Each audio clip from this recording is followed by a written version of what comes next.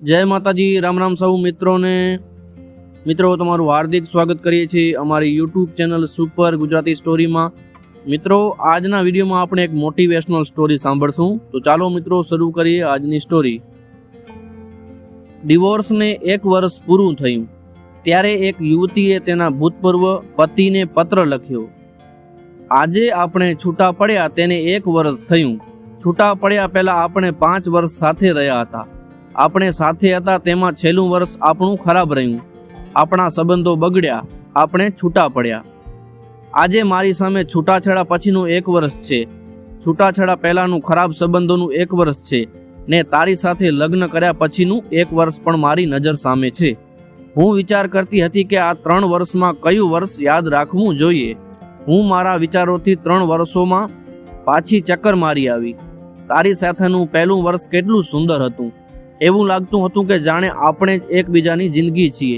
આપણે સરસ જીવ્યા અને પછી જીવવાનું ભૂલતા ગયા। એકબીજાના વાંક શોધવા લાગ્યા અને અંતે છૂટા પડ્યા। છૂટાછેડા પછીના 1 વર્ષમાં મેં તને ખૂબ ધિક્કાર્યો છે, તને નફરત કરી છે। પણ ગઈકાલની એક ઘટનાએ મારી વિચારવાની દિશા જ બદલી નાખી। ગઈકાલે હું આપણા જૂના ફોટોગ્રાફ્સ કાઢીને બેઠી હતી। આપણે ફરવા ગયા હતા એ બધી જ તસવીરો ફરીથી જોઈ। આપણું હસવું, આપણી મસ્તી અને એકબીજામાં ખોવાઈ જવાની પલ। મેં વર્ષો પછી આ ફોટા જોયા, આલ્બમ બંધ કર્યો ત્યારે વિચાર આવ્યો કે આપણે કેવા વિચિત્ર છીએ। સારી યાદોને આલ્બમમાં મઢાવીને રાખીએ છીએ અને ખરાબ યાદોને દિલમાં સંગ્રહીએ છીએ। સારી યાદોના આલ્બમને ભાગ્યે જ ખોલીએ છીએ અને દિલમાં ધરબેલી ખરાબ યાદોને રોજ ખોતરીએ છીએ। એના કરતાં ઉલટું કરીએ તો સારી યાદોને દિલમાં રાખીએ અને ખરાબ યાદોને દફનાવી દઈએ। મેં આજે મારી બધી જ ખરાબ યાદોને દફનાવી દીધી છે।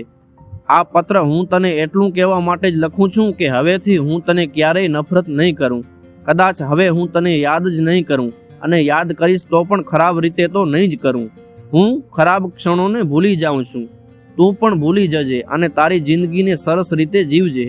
હા, અને છેલ્લી વાત, આજે હું એટલું શીખી છું કે આપણે આપણા દિલને સારી યાદોનો બગીચો બનાવવો કે ખરાબ યાદોની કબર એ આપણે નક્કી કરવાનું હોય છે। આજે મેં એક કબર ઉખેડીને ફેંકી દીધી છે। મને બહુ હળવાશ લાગે છે। યાદ એટલે સાથે ન હોવા છતાં સાથે રહેવું। આપણા ભૂતકાળથી મોટો મોટિવેટર દુનિયામાં ક્યાંય નથી। પોતાના દરેક અનુભવથી શીખતા રહો, કેમ કે તમારી જિંદગીમાં ધરખમ ફેરફાર તમારા સિવાય દુનિયાનો કોઈ વ્યક્તિ નહીં કરી શકે। નદીમાં પડવાથી કોઈનું મૃત્યુ થતું નથી। જીવ એટલા માટે જાય છે કે પાણીમાં તરતા નથી આવડતું। પરિસ્થિતિ ક્યારેય સમસ્યા બનતી નથી। સમસ્યા એટલા માટે થાય છે કે આપણને પરિસ્થિતિ સામે લડતા આવડતું નથી। તો મિત્રો, કેવી લાગી આજની આ મોટિવેશનલ સ્ટોરી? વિડીયો ગમ્યો હોય તો લાઈક કરી દેજો। મળીશું એક નવી સ્ટોરી સાથે, નવા વિડીયો સાથે। ત્યાં સુધી સૌને જય માતાજી, રામ રામ।